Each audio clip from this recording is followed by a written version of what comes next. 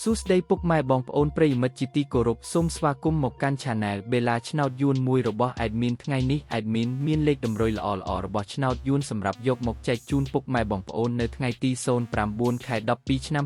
2025នេះដូចនេះ Admin មិនចង់ចាយពេលវេលារបស់ពុកម៉ែបងប្អូនយូរតោះយើងមកតាមដានលេខតម្រុយឆ្នោតរបស់យើងទាំងអស់គ្នាសម្រាប់លេខតម្រុយ2លេខមានលេខ97លេខ42និងចុងក្រោយលេខ36សម្រាប់លេខតម្រុយអូស2លេខមានលេខតម្រុយទី1អូស90និងលេខតម្រុយចុងក្រោយអូស40សម្រាប់លេខតម្រុយ3លេខមាន974គុណ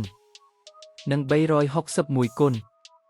សម្រាប់លេខតម្រុយថ្ងៃនេះ Admin សូមជូនពរឲ្យពុកម៉ែបងប្អូននិងប្រិយមិត្តទាំងឡាយជួបតែសំណាងល្អទាំងអស់គ្នាហេងមានលាភមានជ័យ